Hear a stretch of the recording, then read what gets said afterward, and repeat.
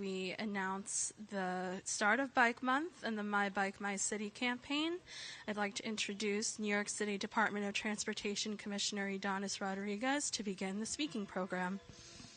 Thank you. Thank you, Mona. It's nice to be here with all of you, as a commissioner of DOT. Yes, we are New Yorkers, and as New Yorkers, we always work hard and to continue expanding the great job that we do. But yesterday, I was in Portland in a conference about mobility and transportation, and what I can tell you is that as we sat in the room together with leaders from the U.S. Department of Transportation, there's no another city that is doing the job, the work that we are doing here in New York City. Nicole, if you don't mind joining us here too. So Nicole Garcia is also our Queensboro Commissioner. Let's give her a big round of applause. And any other members of the bike team, join us, feel free. They are the ones that do the work. I had the great privilege to be the face of the agency. By the end of the day, they are the one that is doing the great work. As I was saying yesterday, we leader from the U.S. Department of Transportation and mayor from Portland, Oregon, and other places. Everyone is looking at New York. And last year, we did the 32 miles of protected bike lane. They are larger than the numbers of protected bike lane that all largest city in this nation did it together. So we all deserve, a big thanks and acknowledge for the great work. But this is May, and May is the official start of the Bike Month. And as the weather warms, it's so nice as it is today, it's a perfect time for New Yorkers to hop on the bike. Cycling is an excellent way to get around the city. Everyone knows it's good for the environment. People save money. It's good for the economy. And it's good for the health. I was riding bike with the Minister of Transportation of Ireland 2022, and he was sharing the data that research have found out. A person who rides a bike half an hour every day extends 6 more years to their life. So this is the information that I know that our great brothers and sisters in New York City, from the middle class and upper class, those who have a high level of educational background, they have found out. They have learned. Now, our job is to be sure that the working class community, those who live in transportation deserts, also understand why biking is so important for your health. Senator Schumer is a person that when he go around, he talk about how when he get into the bike, he get disconnected from all the pressure that he has with the job that he does. So again, all New Yorkers are invited to be part of this great month of May, as we're going to be starting encouraging everyone to go and ride the bike. We will have some great announcement this month to support cycling ridership in the city, which has continued to grow at an amazing rate year after year.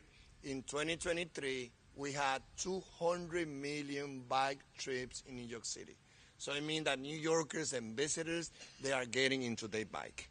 Today, we're kicking off Bike Month with a new campaign to support cycling among women, girls, transgender, and gender-nonconforming New Yorkers as part of Ydanis Women Forward NYC, an action plan for gender equity.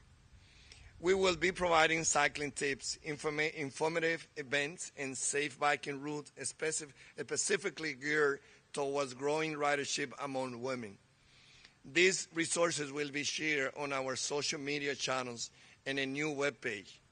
The ad like you see next to me will be placed at 100 bus shelters and on Link NYC kiosk across the city. They feature QR code that will direct New Yorkers to this new site with all these great resources. Decades ago, cycling in New York City was not common. without as many bike lanes, it was more dangerous, and so more often the bikers you see on the street were young men. Again, we are committed to be sure that all New Yorkers get into the bike.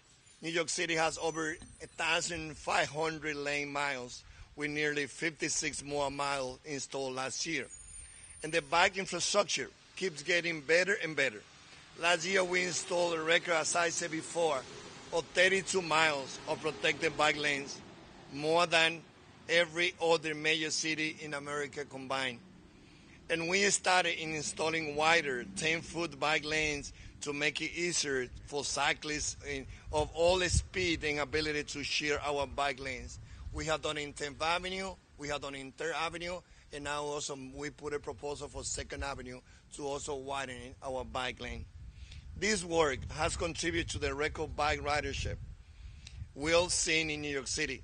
People from every income bracket and background, men, women, families, from the dentists to delivery workers, are choosing biking. But we had to do more work. We know that everyone had to help us to go to the working class community. It is important, as I said before, that people, they don't see bike lane as equal gentrification. That working class community also understand why biking is good for the health, is good for the environment, and is good for the economy. This campaign will help, but we also know we must continue building safe infrastructure to keep this success going. We are standing here at the pedestrian plaza that was built to support the 39th Avenue Bike Boulevard.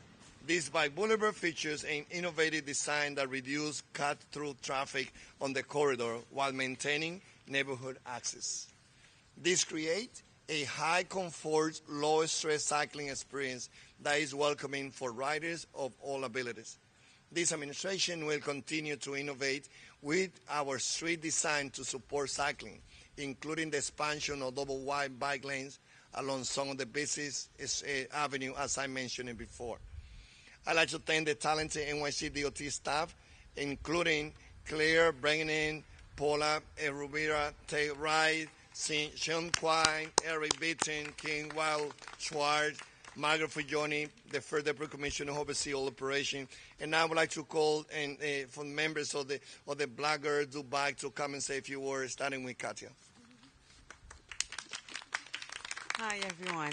My name is Katia Salifi, and I represent the southeast and northeast area of Queens into Long Island.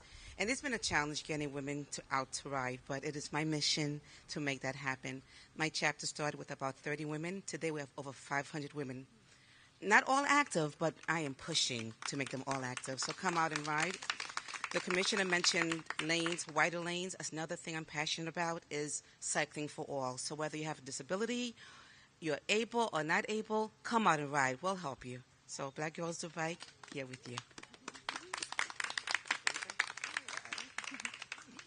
Hello, my name is Aphrodisia McCannon. I'm the Queens representative of Black Girls Do Bike New York City.